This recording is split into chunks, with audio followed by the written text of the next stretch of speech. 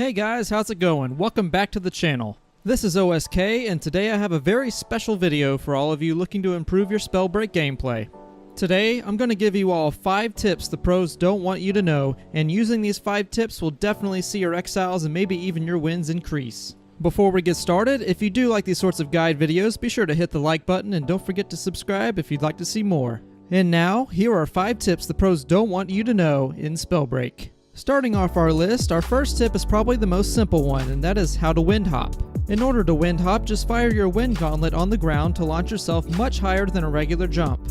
You can go even higher if you jump just before the wind spell hits the ground. And to give you an idea of how useful this technique is, you can use it to dodge attacks, easily navigate castles and forts, and even damage your opponent for disrespect. The Windhop is a very efficient movement option with virtually no cooldown and easy access. It can be used with almost any other gauntlet to provide a height advantage against your opponent, as well as make it much more difficult to predict your movement. I would recommend this technique to any Spellbreak player, as becoming good with it opens so many more doors for the skill of your gameplay. The second tip I have for you is another technique with the Wind Gauntlet, and that is using the Wind sorcery to redirect projectiles headed your way. When used correctly, this move can effectively zone out an area of the map, and when combined with Toxic or Flame, can deal some decent damage to your opponents as well.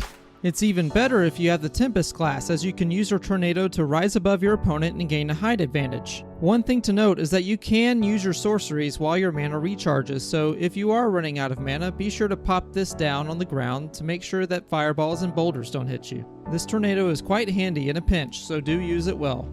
The third tip I have for you guys on this list is less hidden and more taking advantage of a set mechanic that I see many newer players not taking into account. This little tip is spacing out your spells so you don't incur a mana recharge penalty. The mana penalty is very important to avoid, as while recharging your mana, your character is effectively a sitting duck for 3 seconds, unable to attack, and if you're using a Wind Gauntlet, unable to move or dodge very well. Therefore, it's very important that you space out your shots when appropriate to make sure that your mana is always full when it can be. Also, if you allow yourself to recharge mana without the penalty, not only do you still have an option to attack or evade for an emergency situation, but it will always take less time to recharge your mana due to it not being at 0 yet. And I know it's a bad habit to continuously cast your spells whenever you're chasing down an opponent. Believe me, I've done it myself. But it's also important to be smart about spacing out your spells so you don't get taken advantage of. Tip number 4 might be considered an advanced technique, but it's one that you newer players should focus on as soon as you can. This technique is Gauntlet swapping. The value of this should be pretty obvious, as when done effectively, Gauntlet swapping could be the difference between winning or losing a game. Imagine that you have a Frost Gauntlet and are trying to snipe someone at a fair distance away when, from your right, you hear the distinct roar of a fireball pass you by. Immediately, you want to deal with the threat that's trying to exile you, but you have a Frost Gauntlet equipped for a close-range fight. And guys, this game is not Counter-Strike, and you are in a major disadvantage already. Typically, you're going to want to switch to a Gauntlet more suited for close to mid-range, but you need a way to do it quickly. That's where Gauntlet swapping comes in. The way this works is if you have a Gauntlet in your inventory, depending on what inventory slot the Gauntlet is in, you can press the corresponding key on your keyboard to equip the Gauntlet to your left hand without having to go into your inventory and drag it to the correct slot.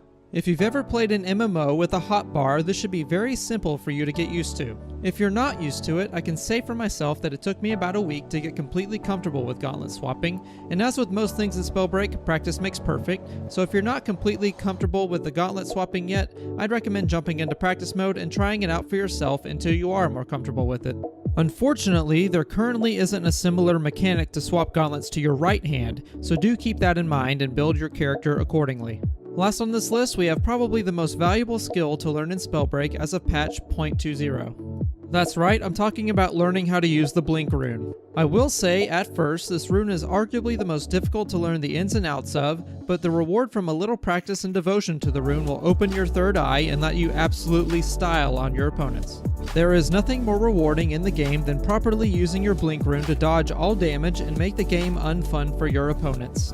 One common technique seen with the Blink Rune is to keep yourself in the air by blinking in between spells, and also making it harder for your opponent to aim at you by shooting from above them repeatedly while using it. Blink is just incredibly versatile. You can dodge, you can use misdirection, you can easily travel, you can chase enemies down. This rune can do it all. If you're looking to practice with the rune, one of my favorite drills is to grab a Frost Gauntlet and use this little building here to practice my movement and aim at the nearby target. Again, this rune can be difficult to learn at first, but once mastered, it opens your game up to all the possibilities. Alright guys, that's going to do it for today's video. I hope you enjoyed watching it all the way up to this point, and I thank you for your support. If you like the guide, be sure to like and subscribe, and also comment to let me know what content you'd like to see in the future. Also be sure to follow me on social medias in the description, and I will see you all in the HoloLands.